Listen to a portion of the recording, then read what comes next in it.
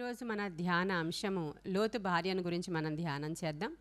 లోతు భార్యను గురించి ధ్యానం చేయడానికి ముందుగా అబ్రహాము గురించి, లోతు గురించి కొన్ని విషయాలు. మరి అబ్రహాముని దేవుడు ఆ దేశాన్ని విడిచిపెట్టి రమ్మని చెప్పినప్పుడు అబ్రహాముతో పాటు లోతు కూడా బయలుదేరతాడు. లోతు ఎవరు అంటే అబ్రహాము యొక్క సహోదరుని యొక్క కుమారుడు. లోతు కుటుంబము, అబ్రహాము కుటుంబము, అబ్రహాము తండ్రి అందరూ కలిసే బయలుదేరారు. అయితే వాళ్ళు ప్రయాణం చేస్తూ ఉన్నప్పుడు వాళ్ళ మందలు విస్తరిస్తున్నాయి, వాళ్ళకున్న సంపద విస్తరిస్తుంది. అబ్రహాము యొక్క మంద కాపర్లకి, లోతు యొక్క మంద కాపర్లకి గొడవ జరిగినప్పుడు అబ్రహాము లోతుని పిలిచి ఏమని చెప్తాడంటే, మన మందలు విస్తారం అయిపోయినాయి కాబట్టి, అంటే ఎక్కువ మంది అయిపోయారు, మనుషులు ఎక్కువ మంది అయిపోయారు, ఇక్కడ మందలు ఎక్కువ మంది అయిపోయినాయి కాబట్టి మనం అందరము కలిసి ఒకే చోట ఉండడం అంత మంచిగా లేదు, మనం బంధువులం, ఇలా గొడవ పెట్టుకోకూడదు. ఆ మాటలు చూసారా? మనం బంధువులం కాబట్టి అస్సలు మన మధ్యలో గొడవలు రాకుండా ఉండడం కోసం నువ్వు వేరే స్థలానికి వెళ్ళిపో, నేను వేరే స్థలానికి వెళ్తాను, నీకు ఏ స్థలం కావాలంటే ఆ స్థలంలో నువ్వు నివసించవచ్చు అని చెప్పినప్పుడు ఈ యొక్క లోతు డిసైడ్ చేసుకుంటున్నాడు ఎక్కడ ఏ ప్లేస్కి వెళ్ళాలని. చూసినప్పుడు సొదొమ గొమొర్రా అనేటువంటి ప్రాంతం చాలా పచ్చని ప్రాంతం. అది నిజంగానే చరిత్రలో చాలా మంచి సారము గల ప్రాంతం. అది మృత సముద్రానికి దగ్గరే ఉంది, కానీ ఆ ప్రాంతము గుండా యోర్ధాను నది యొక్క పాయ ప్రవాహం ఉంది కాబట్టి అక్కడ బార్లీ పండుతుంది, గోధుమ పండుతుంది. అదంతా చాలా మంచిగా రాతి కట్టడాలు కలిగి మంచిగా బిల్డ్ అయినటువంటి ఒక మహాపట్టణం అది. ఆ రోజుల్లో 40,000 నుంచి 50,000 మంది వరకు నివాసం ఉన్న పట్టణం అది. చూడండి ఎంత మంచి పట్టణం అది. చూసినప్పుడు అది ఇలా కంటికి ఎలా కనబడుతుందంటే ఇంక యెహోవా తోటలాగా, నీరు కట్టిన తోటలాగా సొగసుగా, నిజంగానే ప్రాంతం అంత మంచిదే. అతను ఏం చూశాడు? వెలిచూపును బట్టి ప్రాంతాన్ని చూశాడు, చాలా బాగుంది అన్నయ్య, ఆ ప్రాంతానికి వెళ్ళిపోతాను అని అడిగాడు. అడిగినప్పుడు ఇక మన అబ్రహాము గారు అన్నారు, నీ ఇష్టం, నువ్వు ఎక్కడికి వెళ్ళి నివాసం ఉంటావో నువ్వు అక్కడికి వెళ్ళి, నేను ఆపోజిట్ సైడ్ వెళ్తాను అనుకున్నాడు ఆయన. సొదొమ గొమొర్రా ప్రాంతాలకి మన లోతు వెంట పెట్టుకుని కుటుంబాన్ని వెళ్ళిపోయాడు. ఇప్పుడు మన అబ్రహాం గారు సింధూర వనం దగ్గర కూర్చొని ఉన్నారు, గుడారం వేసుకొని. అక్కడికి 3 దూతలు వచ్చారు అబ్రహాం గారి దగ్గరికి. మధ్యాహ్నం వేళ 3 దూతలు వచ్చినప్పుడు అబ్రహాం గారి కంటికి తెలుస్తున్నారు వాళ్ళు దూతలు వచ్చారు. వెంటనే అబ్రహాము సాగిలపడి సాష్టాంగ నమస్కారం చేసి కటాక్షము చూపమని అడిగి మా ఇంటికి వచ్చి ఆతిథ్యము చేయమని వారిని ఇన్వైట్ చేశారు. చేసినప్పుడు వెంటనే ఇంటికి వచ్చి షారా గారికి చెప్పాడు, ఏమేమి భోజనాలు సిద్ధపరచాలో కూడా చెప్పారు. వెంటనే ఆ భోజనాలన్నీ కూడా ఆమె పనివారిని పిలిచి ఆ దూడని అవంతా కూడా రెడీ చేసి ఇవ్వమని చెప్పి ఆ యొక్క పిండి పిసికి రొట్టెలు చేసి ఆ 3కి కూడా ఆ రోజు ఆతిథ్యం ఇచ్చినట్లుగా మనం చూస్తున్నాం.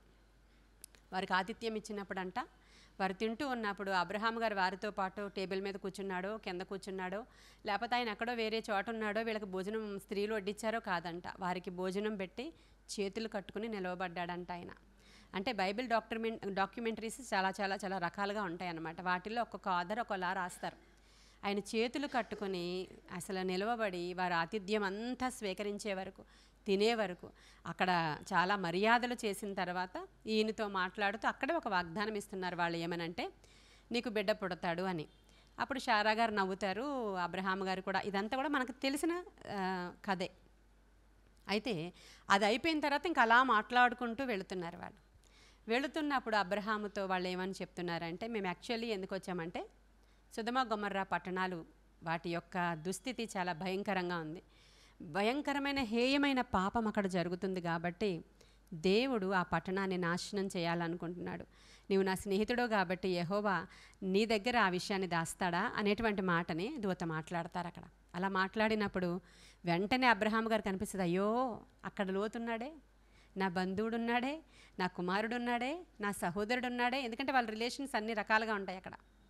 ఉన్నాడు కాబట్టి వెంటనే, అయ్యా అంత పాడైపోయిన పట్టణం అది, 50 మంది నీతిమంతులు ఉంటే ఒకవేళ రక్షిస్తావా అని అడిగినప్పుడు సరే అంటారు. అయితే లోతున్నాడు అని చెప్పకుండానే రిక్వెస్ట్ పెట్టుకుంటున్నాడు, ప్రేయర్ రిక్వెస్ట్, అది ప్రేయర్ రిక్వెస్ట్, ప్రార్థన చేస్తున్నాడు. అంటే సరే అన్నాడు. ఒకవేళ అబ్రహాం గారికి డౌట్ వచ్చింది, 40 మంది ఉండరేమో, 50 మంది ఉండరేమో అని. 40 మంది, 30 మంది, 20 మంది, ఆఖరికి 10 మంది దగ్గరికి వస్తాడు. 10 మంది దగ్గరికి వచ్చాక ఇంక అడగడానికి మనస్కరించలేదు మన అబ్రహాం గారికి, మరీ బాగోదు కదా. 10 మంది అంటే ఈ యొక్క అబ్రహాం దృష్టిలో నీతిమంతుడైన లోతు గురించి తెలుసు ఆయనకి, ఒక్కడే ఉన్నాడు నీతిమంతుడు. లోతు నీతిమంతుడని అబ్రహాముకు తెలుసు కాబట్టి ఇక్కడ బేరమాడుతున్నాడు ఇదంతా.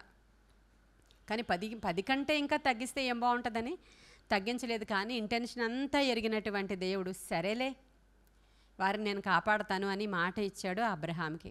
సరే, సాయంకాలం అయినప్పుడు ఇంకా వాళ్ళు అక్కడ నుంచి దాటిపోయారు. 19వ అధ్యాయం ఆదికాండం ఒకసారి తెరవండి.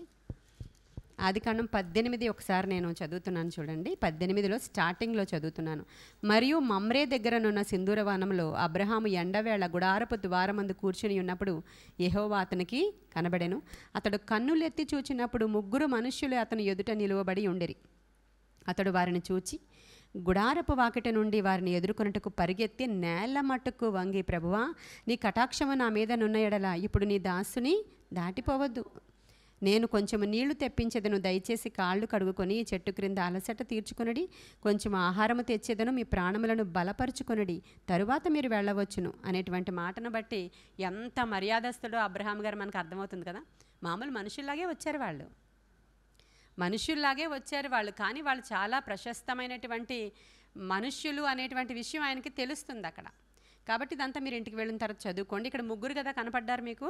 19 దగ్గరకు వచ్చేయండి. 19వ అధ్యాయం. ఆ సాయంకాలం అందు ఆ 2 దేవదూతలు సొదొమ చేరునప్పటికీ, ఇప్పుడు ఇద్దరే ఉన్నారు చూడండి, ఇక్కడ ఇద్దరే ఉన్నారు చూసారా. అక్కడ ముందు బయలుదేరినప్పుడు ఎంతమంది ఉన్నారు? 3 దేవదూతలు వచ్చారు మన అబ్రహాము గారి దగ్గరికి. ఇక్కడ 18 లాస్ట్లో చూడండి, అక్కడ యెహోవా అబ్రహాముతో మాట్లాడుట చాలించి వెళ్ళిపోయాను. 3లో ఒకరు వెళ్ళిపోయారు. అర్థమవుతుందా? వాళ్ళు ఎవరు వచ్చారో కూడా అర్థమైపోతుంది కదా మీకు. ఆయన మాట్లాడుట చాలించిన తర్వాత వెళ్ళిపోయారు. అబ్రహాము తన ఇంటికి తిరిగి వెళ్ళిపోయారు. మిగిలిన రిమైనింగ్ 2 దేవదూతలు సొదొమ దగ్గరికి చేరుకున్నారు.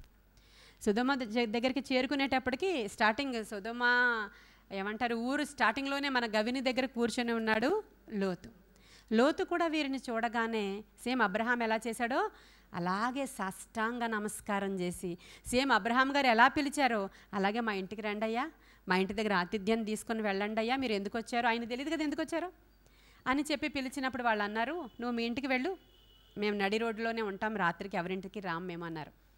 ఎవరింటికి రాం మేము అన్నారు వాళ్ళు. అయినప్పటికీ ఆయన బలవంతం చేశాడంట. ఎంత మంచోడో లోతు ఈ లెక్కన మనకు అర్థమవుతుంది కదా. అబ్రహాం గారిలాగే, అయ్యా మీరు రాకపోతే అవ్వదు, మీరు రండి, రాత్రి అయిపోయింది, ఎక్కడుంటారు రండి, బలవంతం చేస్తే వీళ్ళిద్దరూ ఆ యొక్క లోతు గారి ఇంటికి వెళ్ళారు. అప్పటికి రాత్రి అయిపోయింది. మిట్ట మధ్యాహ్నం కదా స్టార్ట్ అయ్యారు వాళ్ళ జర్నీ. ఇక్కడికి నైట్ వచ్చేసారు. ఇక్కడికి రాత్రి అయిపోయింది. నడి రోడ్డులో ఉండొద్దు, మా ఇంటికి రండి అని పిలిచినప్పుడు తలుపులు వేసేసుకున్నారు, వచ్చారు, మాట్లాడదాం అనుకుంటున్నారు. ఈ లోపల కూడా సేమ్ ఆయన ఎలా అయితే భోజనం సిద్ధపరిచారో పొంగని రొట్టెల యొక్క భోజనాన్ని సిద్ధపరిచాడు మన లోతు కూడా. భోజనం వడ్డించే సమయానికి ఏమైందంటే ఆ ఊరిలో ఉన్నటువంటి మగవాళ్ళందరూ అక్కడికి వచ్చారంట. వీళ్ళిద్దరూ మగవాళ్లే కనబడుతున్నారు ఇక్కడ మీకు. ఈ దూతలిద్దరూ మగవాళ్ళలాగే పురుషుల రూపం ధరించుకునే వచ్చారు వాళ్ళు. అయితే వాళ్ళని చూసినప్పుడు అందరూ తలుపులు కొడుతున్నారు. ఎవరెవరు తలుపులు కొడుతున్నారో తెలుసా మీకు? బాలురు, వృద్ధులు. అసలు నీకు చిన్న అంటే మగపిల్లాడు అన్న వాడి దగ్గర నుంచి వృద్ధుడు వరకు ఈ మగవాళ్ళు మాకు కావాలని అడుగుతున్నారు. ఎందుకని? వాళ్ళు పురుషులు అవాచ్యమైనవి చేసేటువంటి ఒక జనరేషన్ అక్కడ డెవలప్ అయిపోయింది. అక్కడ వాళ్ళు స్త్రీలతో పెళ్ళిళ్ళు చేసుకుంటారు, కానీ పురుషులు వ్యభిచారం చేస్తారు. స్త్రీలతో పెళ్ళిళ్ళు చేసుకుని బిడ్డలను కంటారు, కానీ వాళ్ళ వ్యభిచారం అంతా పురుషులతో చేసేటువంటి అతి హేయమైనటువంటి ఆ పట్టణం. కాబట్టే ఈ విత్తనం కూడా ఇక్కడ ఉండకూడదు అనుకున్నాడు దేవుడు. కానీ ఈ రోజుల్లో ఏం జరుగుతుందో చూశారు కదా. సేమ్ జరుగుతుంది, మళ్ళీ రిపీట్ అయ్యి 3700 సంవత్సరాల తర్వాత మరలా సేమ్ థింగ్స్ రిపీట్ అవుతున్నాయి. ఎప్పుడో దేవుని యొక్క కోపము ఎలా ఉంటుందో ఒకసారి ఆలోచించాలి. మనం ఎలా అబ్రహాములాగా ఇప్పుడు వేడుకోవాలో మనం ఒకసారి జ్ఞాపకం చేసుకోవాలి. అయితే అది వచ్చి తలుపులు బాధేస్తున్నారంట. ఎందుకంటే 2 పురుషులు వచ్చారు కదా, మీ ఇంటికి బయటికి పంపించు, ఈ రాత్రి మేము వాళ్ళతో అని చెప్తున్నారంట. చెప్పినప్పుడు అసలు లోతు బయటకు వచ్చి అన్నారంట, అయ్యలారా, వచ్చిన వారు నాకు అతిథులు, వారిని పంపించడం కుదరదు. కావాలంటే యవ్వనస్తులైనటువంటి 2 కుమార్తెలు నాకు ఉన్నారు, నేను వాళ్ళని బయటికి పంపిస్తాను, మీ ఇష్టం వచ్చినట్లు చేసుకోండి. పోని మా పెళ్లి కాని అమ్మాయిలు ఉన్నారు, నాకు ఇష్టం వచ్చినట్లు చేసుకోండి అని మగవాళ్ళకు ఆఫర్ ఇస్తున్నాడు. మగవాళ్ళు చెప్తున్నారు, మాకు ఆడవాళ్ళు వద్దు, మాకు మీ ఇంటికి వచ్చిన కొత్తోళ్ళు కావాలి అని అడుగుతున్నారు. వాగ్వివాదం జరుగుతుంది అక్కడ.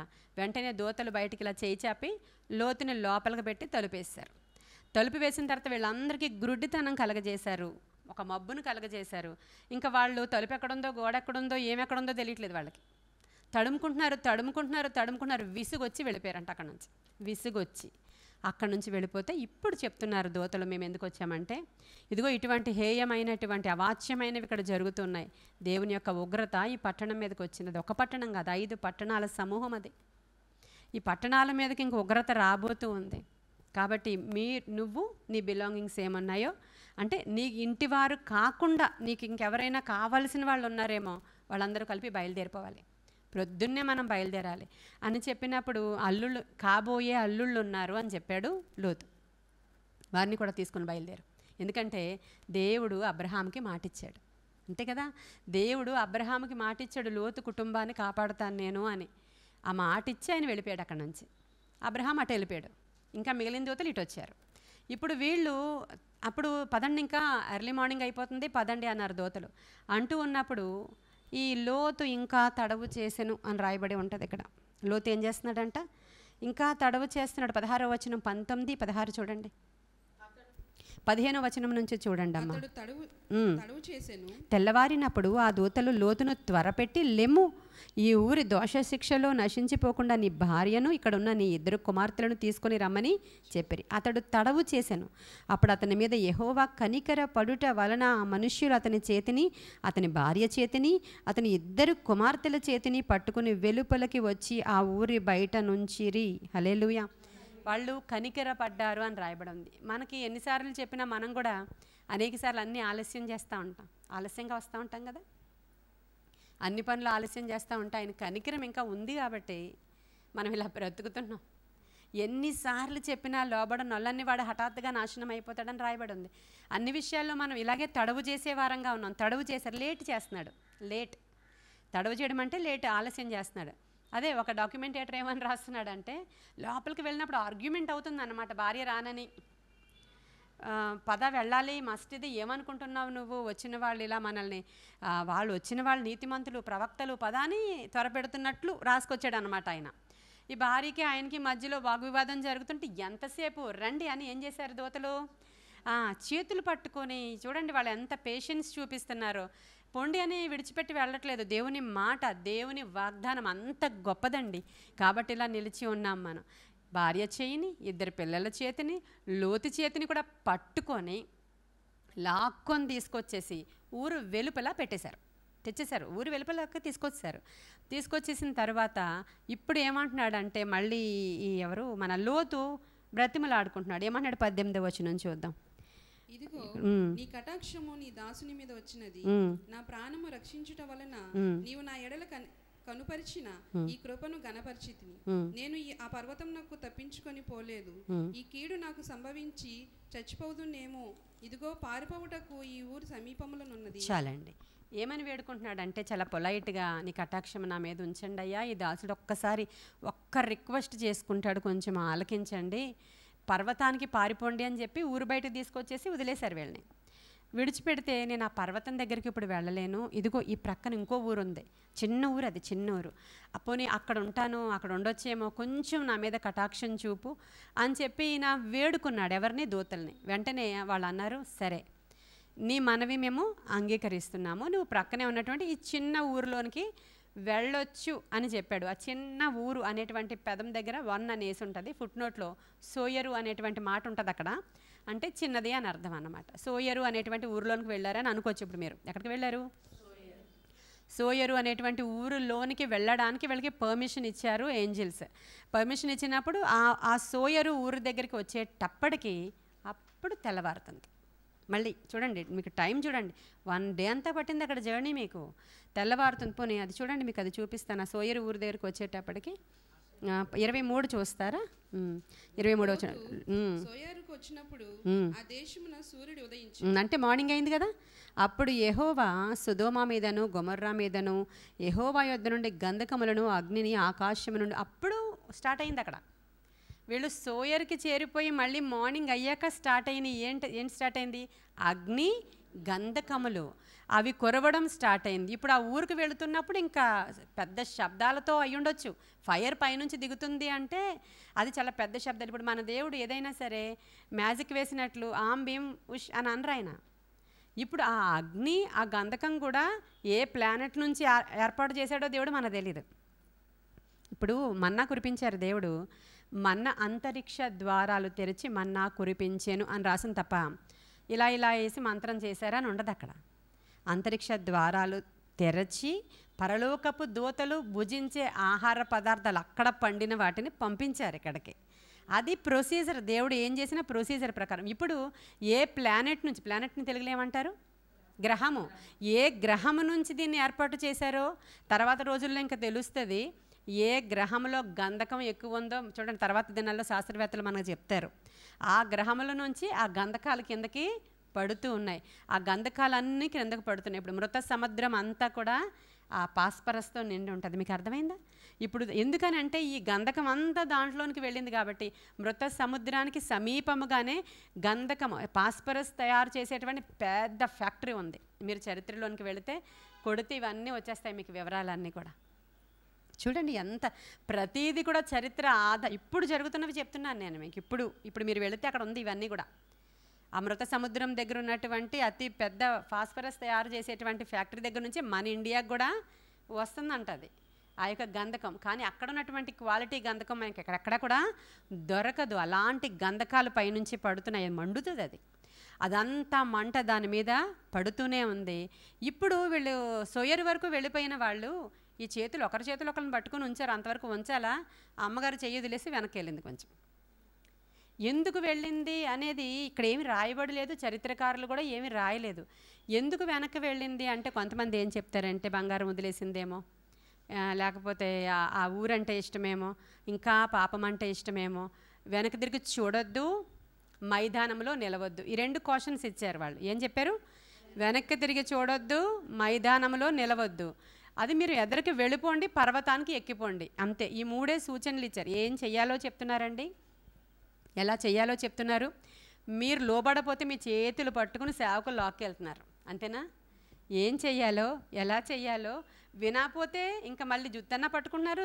మీకు అదే కదా మరి జరుగుతున్నది. రోజు తిట్టన్నా తిడుతున్నారు, చేతులు పట్టుకుని లాక్కొని వెళుతున్నారు. ఈలోపు ఈవిడ లోతు వెనకాల ఎందుకుందో అర్థం కాలేదు.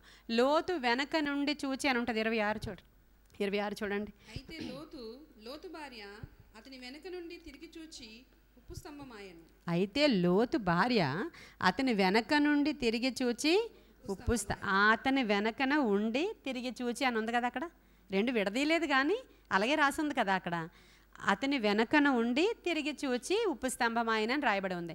అంటే వెళుతున్న వీళ్ళ ముగ్గురితోటి వెళ్ళట్లేదు. అక్కడ కొంచెం వెనక్కి వచ్చి ఆవిడ బ్యాక్ చూసినట్లుగా ఇక్కడ రాయబడి ఉంది. వెంటనే ఉప్పు స్తంభం అయిపోయింది, చచ్చిపోయింది.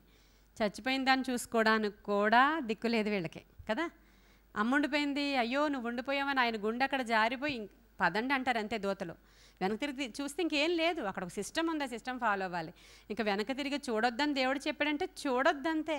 మళ్ళీ వెనకాల ఏముంది, విడిచిపెట్టిన దాన్ని చూసి విడిచిపెట్టిన పాపాన్ని మళ్ళీ వేసుకుంటే వాళ్ళు ఇంకా ఆత్మీయంగా కూడా చచ్చిపోయిన వాళ్ళే అని ఎంతో దీంట్లో నీతి ఉందండి. కానీ ఇక్కడ మనం చూసినప్పుడు ఎందుకు చూసింది ఆవిడ, ఎందుకు తిరిగింది ఆవిడ, ఎందుకు వెనకాల ఉంది ఆవిడ, ఇది ఎవరు చెప్పలేకపోతున్నాం ఇది. ఎందుకంటే బంగారము ఇవి అవి కాదు అసలు. ఆ ఊరు సిన్ఫుల్ అని తెలుసు, అక్కడే ఉంటున్నారు కదా వీళ్ళు, అక్కడ అల్లుళ్ళనే ఎంగేజ్మెంట్ చేసుకున్నారు కదా. ఇంకా అది అలవాటు అయిపోయిన ప్రాంతమే కదా. ఇంకా తడువు చేశారంటే ప్యాకింగ్ చేసుకున్నారు వాళ్ళు అక్కడ. తడవు చేశారంటే ఏం ఆర్గ్యుమెంట్ కాదు, ఒక డాక్యుమెంటేటర్ అలా రాసాడు. ఆయన ఆలోచనది, నీ ఆలోచన నువ్వు చెప్పొచ్చు, నా ఆలోచన నేను చెప్పొచ్చు. ఆ ప్రైవసీ ఉంది బైబిల్లో. నీకు దేవుడిచ్చినటువంటి తలంపును నువ్వు చెప్పొచ్చు, నాకు ఇచ్చిన తలంపు నేను ఇక్కడ చెప్పొచ్చు, నాకు హక్కు ఉంది. అది వాళ్ళదే కరెక్ట్ అని ఏం చెప్పాల్సిన అవసరం లేదు. వీళ్ళు ప్యాకింగ్ చేసుకుంటున్నారు అంటాను నేనైతే. ఏవో ప్యాకింగ్ చేసుకుంటున్నారు వాళ్ళు. తడువు చేశారంటే ప్యాకింగ్ లేట్ అయింది. సరే ఓకే, బయటకు వచ్చేసారు వీళ్ళందరూ. బయటకు వచ్చిన తర్వాత ఇప్పుడు ఎందుకు ఈవిడ వెనకాల ఉండిపోయింది, చూసి ఎందుకు ఉప్పు స్తంభం అయిపోయిందంటే ఇప్పుడు ఈ విషయాన్ని ఎవరు చెప్పారు ఆలోచించాలి. ఈవిడ ఎందుకు చనిపోయిందో ఎవరు చెప్పారు తెలుసా మీకు? యేసయ్య చెప్పారు. చూడండి, లూకాసు వార్త దగ్గరికి వచ్చేయండి. లూకాసు వార్త 17వ అధ్యాయము.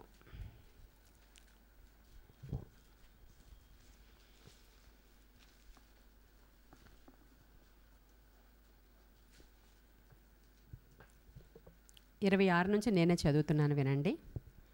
లూకాసు వార్త 17వ అధ్యాయం 26 నుంచి నేను చదువుతున్నాను. నోవహు దినములలో జరిగినట్లు మనుష్య కుమారుని దినములలో జరుగును.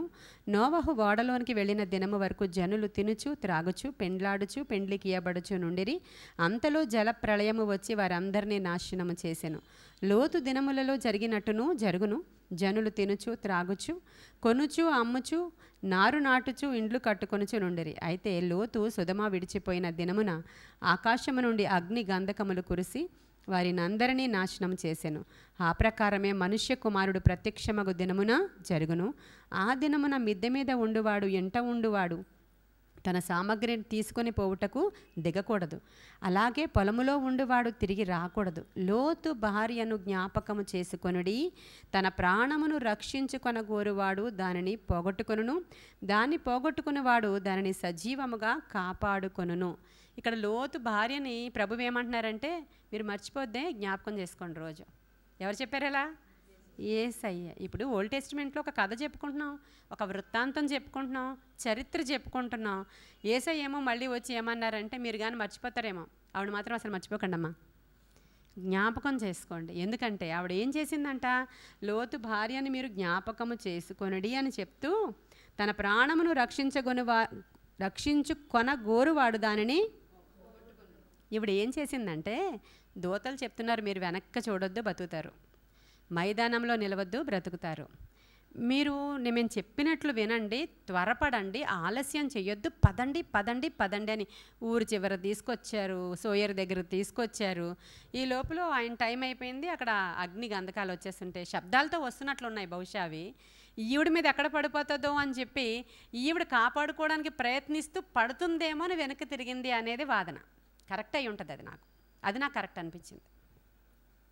ప్రాణాన్ని రక్షించుకోవాలనుకుని తిరిగి చూసుకుందండి ఆవిడ. అంతే తప్ప అక్కడ ఏదో మిగిలిపోయిందని తిరిగి చూడలేదా అని అనుకుంటున్నాను నేను. ఇక్కడ అలా లేదు. అక్కడ ఆవిడ పట్టణం మీద ధ్యాస ఉండిపోయి చూసిందని లేదు. కానీ అక్కడ ప్రాణాన్ని కాపాడుకొనగోరి తన ప్రాణాన్ని పోగొట్టుకుంది. అంతేనా? యేసయ్య అంతే చెప్పారు. మరి అక్కడ అంటే ఇలా లోతు భార్యని జ్ఞాపకం చేసుకొనడి, వెంటనే దాని కంటిన్యూషన్ ఏముందంటే, తన ప్రాణాన్ని కాపాడుకొనగోరువాడు దాన్ని పోగొట్టుకుంటాడు, అసలు ప్రాణాన్ని పోగొట్టుకునేవాడు రక్షించుకుంటాడు అని చెప్పారు ఇక్కడ. అంటే ఆవిడ బహుశా అదేదో ఈవిడే ప్రొటెక్ట్ చేసేసుకోవాలన్నట్లు, నేనే ఎక్కడైనా దాక్కోవాలేమో, ఇవి నా మీదే పడిపోతున్నట్లు ఉందని చెప్పి ఆవిడ రక్షించుకోవాలని సొంత ప్రయత్నం చేస్తున్నట్లుగా ఒక ఆయన రాశారు. నాకు ఇది నచ్చింది, నిజమే అనిపించింది. లేకపోతే యేసయ్య ఎందుకు అలా రాస్తారు? యేసయ్య చెప్పేశారు ఇక్కడ, ఆమె తన ప్రాణం ఇది దూతలు రక్షించలేరు అనుకుంటుంది ఈవిడ. అనేక సందర్భాల్లో మనం దేవుడు చెప్పిన మాటలకు లోబడక మనల్ని మనమే రక్షించేసుకోవాలనుకుంటూ ఉంటాం కదా. మన ప్రయత్నం వల్లే మనం ఇలా ఉన్నాం అనేసుకుంటూ ఉంటాం కదా. అంచె దినాలు వస్తాయి, రాకడ దినాలు వస్తాయి, జ్ఞాపకం చేసుకోండి అని ప్రభువు చెప్తూ, అవి ఎలా ఉంటాయంటే, రాకడ దినాల్లో నోవహు దినాలలో ఎలా అయితే ప్రజలు తినడం, త్రాగడం, సుఖించడం, ఇక ఆధ్యాత్మిక చింతన ఏం కూడా వాళ్ళకి అస్సలు లేదు. ఇలా ప్రార్థనలకు రావడం మనల్ని చూసి బయట వాళ్ళకి ఎంత వెటకారమో చెప్పలేను నేను. మేము భక్తి చేయట్లేదా, మేము చర్చిలకి వెళ్ళట్లేదా, మేము వెళతాం ఆదివారం, మరీ టూ మచ్గా వెళ్ళిపోక్కర్లేదు మీ పాస్టమ్ గారి దగ్గరికి అని ఇక్కడ కూర్చొని మన అందరినీ అన్నవాళ్ళే, వాళ్ళకి మనం వెటకారం కదండి. మనం ఇలా ఇప్పుడు ఇదే జనులు ఏమంటారంటే, సుఖంగా ఉండమన్నాడు దేవుడు, తినండి త్రాగండి సుఖించండి, ఇక పెళ్ళిళ్ళు చేసుకోండి, పెళ్ళిళ్ళకి ఇచ్చుకోండి, మరి బిజినెస్లు చేసుకోవద్దా? రామగారు లాంటి వాళ్ళు బిజినెస్ చేసుకోవద్దా? నారులు నాటుకోండి, ఉందా లేదా అక్కడ? నారులు నాటుకోండి, కొయ్యండి, విత్తండి, ఇవే చేసుకోండి పనులు. మీ పనులు మానేసి, మీ వ్యాపారాలు మానేసి ఇంకా అస్తమాను పొలోమని వెళ్ళడం కాదు అన్నట్లు ప్రవర్తిస్తున్నారట వీళ్ళు నోవహు దినాల్లో. అదే విధముగా లోతు దినాలలో కూడా సేమ్ అలాగే ప్రవర్తిస్తే ఇంకా అంతకంటే దారుణమైనటువంటి ఈ ప్రవర్తన వాళ్ళకు వస్తున్నప్పుడు యేసుక్రీస్తు ప్రభు వారు ప్రత్యక్షమగునప్పుడు రాసింది కదా అక్కడ, మనుష్య కుమారుడు ప్రత్యక్షమగు దినమున జరుగును. ఆ దినమున ఏం జరుగుతుందో రాయబడి ఉంది. ఆయన ప్రత్యక్షమైనప్పుడు ఇప్పుడు ఏం జరుగుతుంది, ఆయన వచ్చేటప్పుడు ఏం జరుగుతుంది? ఇంకా రకరకాల శాతాను యొక్క ముద్రలు మన నొసళ్ళ మీద వేస్తాము అని బయలుదేరతారు. మీకు రేషన్ ఎవరు అంటారు, ఇవన్నీ రాసున్నాయి కదా. లాస్ట్లో వచ్చినప్పుడు మీరు యేసుక్రీస్తు పేరుని ఉచ్చరించారంటే మీకు జైల్లో వేస్తాం అంటారు. మీకు రేషన్ కావాలంటే ఈ ముద్ర నొసళ్ళ మీద వేయించుకోండి. రేషన్ తీసుకోకపోతే చచ్చిపోమేంటండి మరి, అందుకే వెళుతున్నాం అంటారు మనలో ఒకడు. మరి మా పిల్లల్ని ఎలా కాపాడుకోవాలండి, మరి మా పిల్లలకి తిండి ఎలాగండి, పాస్టమ్మ గారు ఇలాగే చెప్తారు, ఆవిడేమైనా పెడతారా, మేము వెళ్ళి ఆ నొసటి మీద అది ఏం చేసుకుని రేషన్కి వెళ్ళిపోతున్నాం అంటారంట. అలా అన్నవాడు ప్రాణాన్ని ఏం చేసుకుంటున్నాడు, వాడు ఏం చెప్తున్నాడు, నా ప్రాణాన్ని రక్షించుకోవడానికి వెళ్తున్నాను ముద్రేసుకోవడానికి. మీకు ఇప్పుడు అర్థమైపోయిందా, నేను చెప్పింది అర్థమైపోయింది. ఇప్పుడు మేము అదిగో యేసుక్రీస్తు ప్రభువారు మా సొంత రక్షకుడని ఒప్పుకోం, ఇంకోటి ఏదో పదం పలకమంటున్నారు కదా మన దేశం అంతా, ఇప్పుడు అదే పలుకుతాం. అది పలికితే మాకు రేషన్ వస్తుంది, కానీ మా హృదయం అంతా వేసే అంటాం అన్నమాట వెళ్ళి. కానీ దేవుడు ఏం చెప్తాడు, ఇక్కడ ఒప్పుకో, నువ్వు నీ హృదయంలో నేను ఉండడం సెకండరీ, నువ్వు నోటితో ఒప్పుకో, నీవు కానీ నోటితో ఒప్పుకోకపోతే దూతలు ఎదుట నేను నిన్ను ఒప్పుకోను. ఇప్పుడు ఈ గవర్నమెంట్ ఏమంటుందంటే, నీవు నోటితో ఆయన పేరు చెప్పకుండా మేము అన్న పదం పలకాలి, అప్పుడే రేషను, అప్పుడే ఐడి కార్డ్స్ ఇస్తాం, అప్పుడే ఆధార్ కార్డు, అప్పుడే నీ ఓటు హక్కు, ఇవన్నీ జరుగుతాయి. ఇప్పుడు ఇవన్నిటి కోసం మేము తినాలి కదండి, మరి మేము తాగాలి కదండి, ఫీడింగ్ మదర్స్ అండి మేము, మరి పిల్లలకి. కాబట్టి మా ప్రాణాలను కాపాడుకోవడానికి మేము ఏం చేస్తాం, అక్కడికి వెళతాం. ఎప్పుడో మన ప్రాణాలను అక్కడ పోగొట్టుకున్నాము. ఇప్పుడు మీకు అర్థమైందా ఇదంతా, ఇది జరుగుతుంది, జాగ్రత్తగా ఉండండి. లోతు భార్యని జ్ఞాపకం చేసుకోండి, ఆవిడేదో ప్రాణం రక్షించేసుకోవాలనుకుని ఆవిడే వెనక్కి తిరిగి ఏం పడిపోతుందో చూసుకోవాలనుకుందో, వెనక్కి తిరిగి మీరు నడండి నేను వస్తాను అందో తెలీదు, మొత్తానికి ఆవిడ అక్కడ ఉప్పు స్తంభం అయిపోయినలాగా. ఆవిడ నుంచి నేర్చుకోవాల్సిన పాఠం ఇదే. అంచె దినాల్లో మనం ఉన్నాం, రాకడ దినాల్లో మన విశ్వాసం నిలుపుకొని ప్రభువు కొరకు జీవించామా, వాళ్ళే చేపట్టుకుని తీసుకెళ్ళిపోతాడు, ఆయనే నడిపిస్తాడు, ఆయనే పోషకుడు, ఆయనే ఏమి లేకపోయినా సరే సారేపత్తు విధవరాలను ప్రేరేపించి ఏలియాని పోషించిన అదే దేవుడు చివరి వరకు మనల్ని పోషిస్తాడు. మనమేమి మన ప్రాణాలను కాపాడుకోవడానికి మన సొంత ప్రయత్నాలు చేసుకోవాల్సిన అవసరత అదే మాకు ఏమీ వద్దండి, మాకొద్దు, మేము ఉంటే తింటాం లేకపోతే చేస్తామని నీ ప్రాణాన్ని పణంగా పెట్టావా, దాన్ని నువ్వు ఏం చేస్తావు, కాపాడుకుంటావు. హల్లెలూయా. నీ ప్రాణం పోగొట్టుకో, ఏం పర్లేదు దేవుడి కోసం, అప్పుడు నువ్వు నీ ప్రాణాన్ని కాపాడుకున్నట్లు అనేటువంటి అర్థం ఇచ్చేటట్లు లోతు భార్యని యేసయ్య చూపించారు, మనకి యేసయ్య చూపించారు.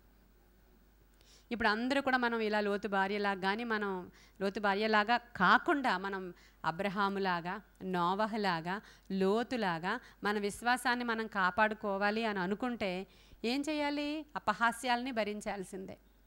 వాళ్ళు ఏమన్నా అంటారు, వాళ్ళు చూస్తున్నారు, వాళ్ళు చేస్తారు, వాళ్ళందరి మధ్యలో నేను చేయలేను, ఇవన్నీ మనం అనుకుంటూ ఉన్నప్పుడు ఖచ్చితంగా మనం ఇంకా సరైనటువంటి భక్తి మనం చేయట్లేనట్లే నిజంగానే లెక్క. నోవహు కూడా వాడకట్టిన తర్వాత వాడకట్టినన్ని సంవత్సరాలు అవహేళనే, అందరూ అవహేళనే, కానీ తన కుటుంబపు వారందరూ నోవహు చేయబట్టుకుని వాడలోనికి వెళ్ళారు. అక్కడ ఒక అద్భుతం, అది నోవహు నీతిమంతుడు కుటుంబం, అది వీళ్ళెవరు కూడా ఇంక వెనక్కి జారలేదు, వెళ్ళారు. వెళ్ళిన తర్వాత అసలు వర్షం అంటే ఏంటో తెలియదు ఆ రోజుల్లో. జలప్రళయం వస్తుందంట, లోపలికి వెళ్ళిపోదాం అని అంతా బిల్డ్ చేశాడు ఆయన. దేవుడే జ్ఞానం ఇచ్చాడు, దేవుడే కొలతలు చెప్పాడు, దేవుడే అబ్రహాముతో ఈ యొక్క నోవహుతో మాట్లాడుతున్నాడు. కోడళ్ళు ఉన్నారు, కొడుకులు ఉన్నారు, భార్య ఉంది, వీళ్ళందరూ కలిసి మొత్తానికి వెళ్ళారు లోపలికి. ఇప్పుడు ఎందుకు నాన్న లోపల తీసుకెళ్ళి లాక్ చేసేస్తున్నావు అని అంటే, ఇంకెళ్ళిపోవాలి దేవుడు చెప్పేశాడు అన్నాడు. కట్టవేదో అందరినీ పిలిచారు రమ్మని, అందరికీ సువార్త ప్రకటించారండి. 100 సంవత్సరాలు ఎవ్వరూ లోబడలేదు. అప్పుడు ఏమనిపిస్తుంది, నిజంగా దేవుని చిత్తమైతే సువార్త ప్రకటిస్తుంటే వాళ్ళందరూ వినాలి కదా అని అడుగుతుంది కీర్తి అయితే. మరి మనం నిజంగానే గాడే చెప్పారంటే ఇలా జరగాలి కదా, అవును నిజంగా గాడే చెప్పారు, కానీ ఎవ్వరు వినలేదు. సరే పోనీ అంత మాత్రం కాదు, షిప్లోనికి వెళ్ళిపోయారు. ఏం జరిగిందంటే జలప్రళయం వస్తుంది అంటే అందరూ నవ్వారు, లోపలికి వెళ్ళిపోయారు, లాక్ చేశారు. పైకి చూస్తారు, కిందకి చూస్తారు, ఈ మనుషులందరూ వాళ్ళ దగ్గరికి వచ్చి బహుశా కిటికీ కొట్టి భలే అని ఉంటారు. ఏమీ రాలేదు. మీకు తెలుసా ఈ విషయం? ఎన్ని రోజులు రాలేదో తెలుసా మీకు? లోపలికి వెళ్ళాక తెలియదు కదా, 7 రోజులు రాలేదు వర్షం. చూడండి ఒకసారి ఆదికాండం 7వ అధ్యాయము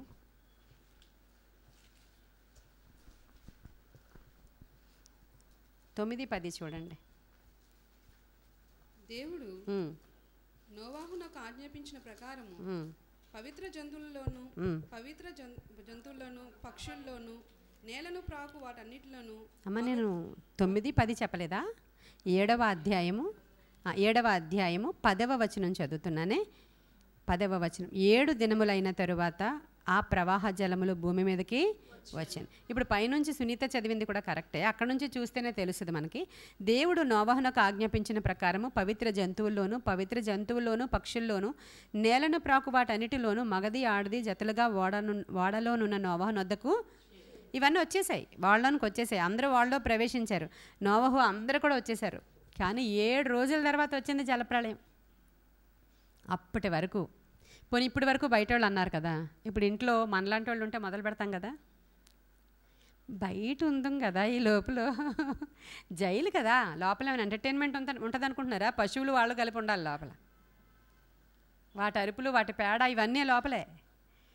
మనం బయట ఉందాం కదా, ఒకటో రోజు చూసారు ఇది జలప్రళయం అని అడుగుంటారేమో, రెండో రోజు అడుగుంటారేమో, మూడో రోజు అడుగుంటారేమో. 7 రోజులు రాలేదంటే బయటకు వచ్చేస్తే పరిస్థితి ఏంటి చూడండి ఒకసారి. దేవుడే లాక్ చేశారనుకోండి, అయినా కానీ వాళ్ళ విశ్వాసంతో సణిగారని రాయబడి లేదా విషయాలు. కానీ మన జీవితంలో కూడా దేవుడు ఒక వాగ్దానం చేసిన తర్వాత, ఇదిగో ఇది జరిగిపోతుంది అని చెప్పిన తర్వాత, ఈరోజే వచ్చేస్తుందేమో అని అలాంటి వాళ్ళు 3-4 సంవత్సరాలు 7-8 సంవత్సరాల నుంచి ఎదురు చూస్తున్నారు. ఇదిగో ఈరోజే జరిగిపోద్ది కీర్తి అని చెప్తున్నాను నేను. ఈరోజే జరిగిపోద్ది, వాగ్దానం వచ్చింది, దర్శనం కూడా ఈరోజు జరిగిపోయినట్లు చూపించేస్తారు ఆయన. ఎన్ని సంవత్సరాలు అంటే టైం వరకు వెయిట్ చేయాలి. అప్పటి వరకు ఆయన బలిష్టమైన రెక్కల క్రింద నోరు మూసుకుని ఉన్నామో లేదో కావాలి. ఇక్కడ కార్యం దగ్గరికి వచ్చినప్పుడు ఏం చాలా ముఖ్యం? మూసుకొని ఉన్నామా లేదా చాలా ముఖ్యం. నువ్వు సణుగుతున్నావా, నువ్వు గొణుగుతున్నావా, చెయ్యి విదిలించుకొని వెనక్కి చూస్తున్నావా, ఇవే కాదులే ఇంకోటి చూద్దామని నీ సొంత ప్రయత్నం చేస్తున్నావా, ఇంకొకటి చేస్తున్నావా, ఇది ఏ చిన్న విషయానికైనా అవనీయండి. భయంకరమైనటువంటి ఉగ్రతలోనికి మనం వెళ్ళిపోకుండా ఎన్ని మంచి మాటలతో దేవుడు మనల్ని అనునిత్యము ఆదరిస్తూ ఉండగా, సేవకులు మిమ్మల్ని ప్రోత్సహిస్తూ ఉండగా, పురికొల్పుతూ ఉండగా, చెయ్యి పట్టుకుని ఎంత చక్కగా నడిపిస్తాను, రండమ్మా మంగళవారం, రండమ్మా శుక్రవారం, మీకు ఇంకా మిమ్మల్ని ఉజ్జీవింపచేస్తాను, మిమ్మల్ని నేను ఎంకరేజ్ చేస్తానంటే మనలో అందరికీ ఆ ఉత్సాహం లేదు కదా. కొందరికి ఉంది. కొందరికి ఉన్నవాళ్ళు వచ్చారు ఈరోజు. మన సంఘంలో 200 మంది ఉంటే ఇప్పుడు ఈ కొంచెం మంది స్త్రీలే ఎందుకు వచ్చారంటే, అంటే మా చేయి పట్టుకుని మీరు తీసుకెళ్ళండి, మాకు సహాయం కావాలి, హల్లెలూయా, మాకు వ్యక్తిగత ఉజ్జీవం కావాలండి సిస్టర్ గారు, మాకు వ్యక్తిగత ఉజ్జీవం కావాలి, వ్యక్తిగతంగా డల్ అయిపోతున్నాం మాకున్న పరిస్థితులను బట్టి, ఖచ్చితంగా మాకు కావాలి. ఇక్కడ కూర్చుని వినే అభిషేకం వేరే కదా, ఇక్కడ కూర్చుని ఇప్పుడు ఈ దేవుని యొక్క పవర్ వేరే కదా. ఇప్పుడు ప్రతిసారి నేను మాట్లాడుతున్నప్పుడల్లా ఎవరి గురించి మాట్లాడుతున్నానో వాళ్ళు వచ్చి ఇక్కడ నుంచి ఉంటారు కదా. నోవాహు గారి నుంచి ఉండొచ్చు, ఇక్కడ యేసయ్య నుంచి ఉండొచ్చు, లేదంటే వెళ్ళిన దూతల నుంచి ఉండొచ్చు, హల్లెలూయా. అయితే నా గురించి ఆవిడ ఎక్కడ ఉన్నారో మనకు తెలియదు, ఏ పాతాళంలో ఉన్నారో. ఆవిడ జీవాన్ని పోగొట్టుకుంది, ఆవిడ ప్రాణాన్ని కూడా పోగొట్టుకుంది, పేరుని కూడా జీవగ్రంథంలో దేవుడు రాయించలేని స్థితిలోనికి ఆవిడ వెళ్ళిపోయారు. ఆ పేరుని కూడా రాయించడానికి దేవుడు ఇష్టపడలేదు కదా. ఆవిడ మిస్సెస్ లోతు, అంతే. అడ్రస్ ఏదైనా సరే లోతు గారి గురించి చెప్పడమే మనం. ఇది అక్కడ విషయాలు. మరి నిజంగానే చరిత్ర ఆధారాలు ఈ రోజుకి కూడా చూస్తే, ఆ ప్రాంతానికి మీరు వెళితే, మృత సముద్రం దగ్గరికి మీరు వెళితే, ఆ సముద్రంకి నియర్ బై ఉన్నటువంటి పట్టణాలను మీరు చూస్తే, రాతితో వేసినటువంటి పునాదులు గల పట్టణాలు అంటండి. అవి రాతితో కట్టారు పునాదులు, పైన బిల్డింగ్ అంతా కూడా ఇటుకతో కట్టారు. ఆ రోజుల్లో 3700 సంవత్సరాల క్రితం ఏం జరిగింది అని ఈ యొక్క శాస్త్రవేత్తలు వెళ్ళి అక్కడ ఉన్నటువంటి ప్రదేశాలను పరిశీలించినప్పుడు, అదంతా కూడా మీరు ఇంటికి వెళ్ళిన తర్వాత సెర్చ్ చేయండి, సొదొమ గొమొర్రా ప్రాంతాలు ఎలా ఉన్నాయి ఇప్పుడు అనేది చూడండి. అనేక మంది చెప్పిన మెసేజ్లు వస్తాయి, అనేక మంది అక్కడికి వెళ్ళి చూపించినటువంటి పిక్చర్స్ వస్తాయి, అవన్నీ మీరు చూడండి. అక్కడ చూసినప్పుడు ఇప్పుడు ఇది ఇలా ఉందనుకోండి, ఇదంతా బూడిదలాగా అయిపోయి అలాగా దాన్ని ఇలా ముట్టుకుంటే ఇప్పటికి కూడా ఇలాగా తెల్లని బూడిదలాగా క్రిందకి రాలుతూ ఉంది. ఇంకా గడ్డి కూడా మొలవదు అక్కడ. దేవుని యొక్క శాపము అలాంటి భయంకరమైన హేయమైన కార్యాలు చేసేవారి ఎంట అసలు ఒకసారి దేవుడు నాశనం చేశాడంటే గడ్డి కూడా మొలవదు, విత్తనం కూడా రాదు. ఇంకా అలాంటి భయంకరముగా ఇలా ఉంటుంది అని చెప్పడానికి ఈరోజు అక్కడ సాదృశ్యంగా ఈ రోజుకి కూడా ఒక చిన్న గడ్డి కానీ మంచు కానీ కురవదు. ఆ ప్రాంతం అంతా కూడాను 40,000 50,000 మంది నివాసం ఉన్నటువంటి ఆ పట్టణంలో ఎన్ని కట్టడాలు ఉండుంటాయో ఒకసారి ఆలోచన చేయండి. వాటన్నిటికీ పైగా అక్కడ కొండ ఉందంట, ఆ కొండ మీద ఒక దేవత గుడి ఉందంట, చాలా దేవతలు. అది బబులోను దేవతలను ఆరాధించేవారు వారు అని చెప్పి యెషయా గ్రంథకర్త చెప్తాడు. సొదొమ గొమొర్రా ప్రాంతాల గురించి వాళ్ళు బబులోను దేవతల్ని ఆశ్రయిస్తూ ఒక దేవత గుడి కట్టారు కొండ మీద. దాని పేరు మర్చిపోయాను కానీ నేను, దాని అర్థం ఏంటంటే మాకు భద్రతనిచ్చే దేవత అని రాయబడి ఉందంట. మరి భద్రతనిచ్చిందా? వాళ్ళు బ్రతికారా? వాళ్ళకి సేఫ్టీ ఉందా అక్కడ? లేదు కదా. అది కూడా కాలిపోయి ఉంది, బూడిదైపోయి ఉంది. ఆ రాళ్ళంతా ఇప్పుడు శాస్త్రవేత్తలు వెళ్ళినప్పుడు ఎవరో రాజులు దండెత్తి బహుశా కాల్చి ఉండొచ్చు అనే కోణంలో చేస్తారు ఫస్ట్, అంతే కదా, మానవులు కదా. అయితే రాజులు దండెత్తి వస్తే నిప్పు అంటిస్తారు. ఒక ఇంటికి అంటిస్తే అని వరుసగా అంటుకుంటాయి అనుకుందాం. పోనీ అన్ని ఇంట్లకి వెళ్ళి నిప్పు అంటిస్తే ఆ కొన మేడ మీద అంటించలేరు కదా ఎవరని. అక్కడ ఉన్నటువంటి ఆధారం ఏంటంటే ప్రతి ఇల్లు పై నుంచి కాలుకొని వచ్చింది. అది అగ్ని గంధకాలు ఎక్కడ పడ్డాయి? టాప్లో పడ్డాయి. అవి పైనుంచి కిందకి కాలు వచ్చింది తప్ప అన్నీ ఒకేలాగా కాలిపోయాయి తప్ప ఏ మనుష్యుడు కూడా ఒక పట్టణాన్ని అన్నీ ఒకలాగే తగలబెట్టలేడు అనేది శాస్త్రవేత్తలకి అర్థమైపోయింది. ఈ రోజు కూడా ఒక చిన్నది కూడా మొలవకుండా ఉంది అని అంటే అసలు అది దేవుని యొక్క శాపము, ఇది బిబ్లికల్ అనేది అర్థమైపోయింది. ఈరోజు మీరు ఆ బూడిదని ఇలా తీస్తుంటే మధ్య మధ్యలో అంతా ఏమంటారు గంధకము రాళ్ళు దొరుకుతున్నాయి, పసుపుగా ఉన్నాయి అవి. దాన్ని ఈరోజు మీరు వెళ్ళి ఫైర్ చేస్తే చివరి వరకు కూడా అలాగ మండుతుంది. అది ఇంకా మండే శక్తిని కలిగి ఉంది. అది ఇంకా లోతుల్లోనికి అక్కడ తవ్వితే పైన ఒక ఎన్నో అడుగుల మేర ఇంత బూడిద అయిపోయి మనం బూడిదలో నడుచుకుని వెళ్ళాలి. అక్కడికి వెళ్ళాలంటే ఇప్పుడు ఆ క్రిందన ఎక్కడెక్కడో ఇంకా ఇటుకల క్రింద రాళ్ల క్రింద ఉన్నటువంటి బార్లీ గింజలు, గోధుమ గింజలు, ఒకటి రెండు ఏవో త్రవ్వకాల్లో దొరికాయంట, ఎక్కడో మూలన మిగిలిపోయినటువంటివి. కనుక ఇక్కడ ఈ పంటలు ఉండేవి అని రాశారు. అసలు ఎలా కట్టుకున్నారంటే ఈ రాళ్ళు ఇటుకలతో ఈ బిల్డింగ్స్ బిల్డ్ అయ్యి ఉన్నాయి. వాళ్ళ కట్టడాలు ఎలా ఉన్నాయో ఆకారాలు ఉన్నాయి అంతే, అలా తగలబడిపోయి బూడిదతోటి. ఇంతటి చరిత్ర ఆధారాలు కలిగినటువంటి గొప్ప జీవ గ్రంథాన్ని మనం ధ్యానం చేస్తూ అక్కడ ఉన్నటువంటి ఇప్పుడు ఆ లోతు భార్య యొక్క స్తంభాన్ని చూడొచ్చు కదా మనం వెళ్ళి. ఆవిడది ఇంకా అక్కడే ఉంది, మనిషిలాగా ఏమీ లేదు. కానీ ఇలా ఒక గాలి గట్టిగా వస్తే మనం ఇలా ఎగిరిపోతున్నప్పుడు ఎలా ఉంటామో ఆ టైప్ ఒక స్ట్రక్చర్ ఉంది అక్కడ. అదే లోతు భార్య యొక్క ఉప్పు స్తంభం అయి ఉంటుందని వీళ్ళు గ్రహించి దాన్ని అలా వెళ్ళినప్పుడు అక్కడ ఫోటోలు తీసుకోవడం, అక్కడ చూసుకోవడం, కట్టడాలను చూడడం.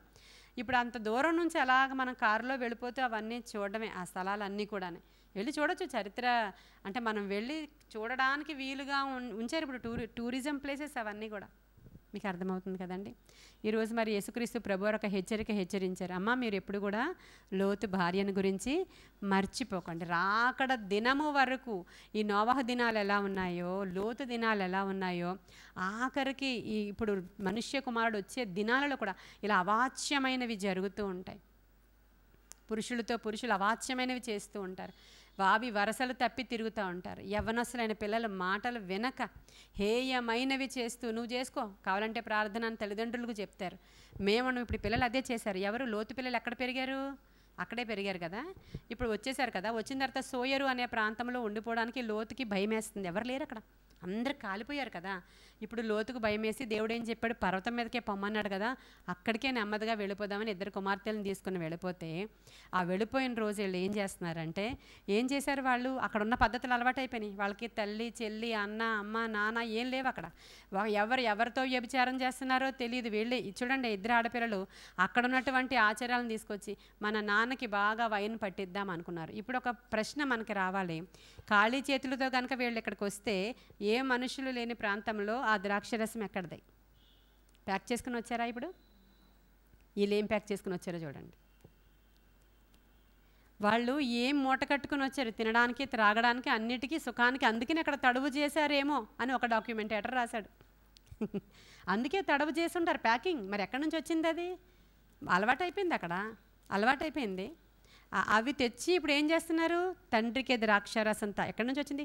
తిత్తిల్లో వాళ్ళు స్టోర్ చేసుకుని ఉంటారు. ఆ రోజుల్లో ఉన్నటువంటి తిత్తిలు ఉంటాయి కదా, ద్రాక్షారసపు తిత్తిలు అవ్వచ్చు, వాళ్ళకి కావాల్సిన సరుకులు అవ్వచ్చు, ఆహారం అవ్వచ్చు, బహుశా తెచ్చుకున్నారు వీళ్ళు. అక్కడ వెంటనే దేవుడు మన్నా కురిపించలేదు కదా ప్రస్తుతానికి. నిజమే కదా, ఒక్కసారి ఆలోచిస్తే మీకు తెలుస్తుంది. అందుకని వీళ్ళు లగేజ్తోనే బయలుదేరారు. త్వరగా మీకు ఏమున్నాయో అవన్నీ పట్టుకుని పదండనే చెప్తున్నారు అక్కడ. అది తాగించారు ఆయనకి. అది తాగించి ఏ జనములో కూడా జరగలేనటువంటి అంత చెత్త కార్యం ఆ యవ్వనస్తులైనటువంటి పిల్లలు, భయము లేని వాళ్ళు భక్తి లేని వాళ్ళు అసలు భయభక్తులు లేని యవ్వన జనాంగం, ఎవరు ఏం చేస్తారో వాళ్ళకి తెలియదు. వాళ్ళు ఏం చేశారు? శాపగ్రస్తమైన జనాంగాన్ని ప్రొడ్యూస్ చేశారు. అసలు ఇలాంటి వాళ్ళని దేవుడికి తెలుసు కదా, రక్షించకుండా ఉంటే బాగుండేమో అనిపిస్తుంది మనకు ఆలోచన చేస్తే. అబ్రహాం ప్రార్థన చేయకుండా ఉండుంటే ఈ యొక్క మోయాబీయులు, అమ్మోనీలు ఎంత బైబిల్లో ఇప్పుడు ఎక్కడికి వెళ్ళినా మనకి సువార్త ప్రకటిస్తూ ఉంటే దీని గురించే చదివి మనల్ని హేళన చేస్తున్నారు, దీని గురించే చదివి మనల్ని అపహాస్యం చేస్తున్నారు. ఇదిగో మీ బైబిల్లో ఇలా జరుగుతుందంట కదా, మీ బైబిల్లో తండ్రి దగ్గరికి కూతుర్లు పోయారంట కదా, ఇది చూపించి మనల్ని హేళన చేయడానికి.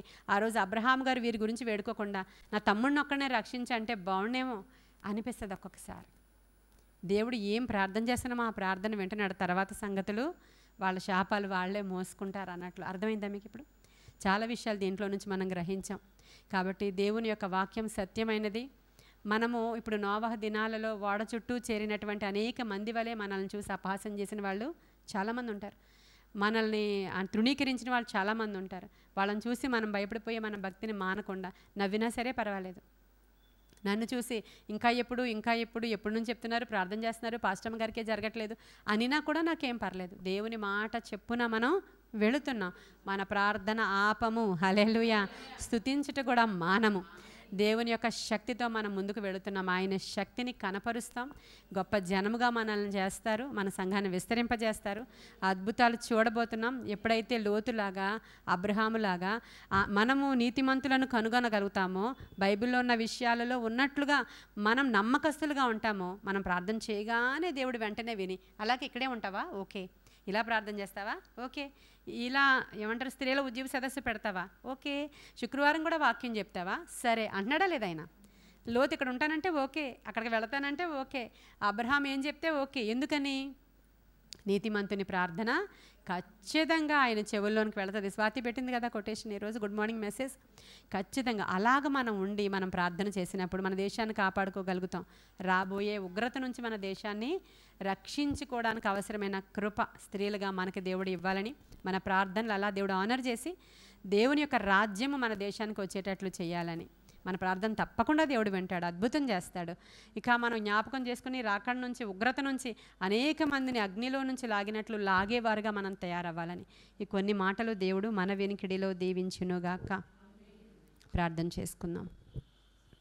మహాపరిశుద్ధుడైన తండ్రి, మహోన్నతుడైన దేవా, నీకు వందనాలు. ఈ మాటలు మా వినికిడిలో దీవించండి, మా హృదయాల్లో భద్రం చేసుకుంటున్నాం తండ్రి.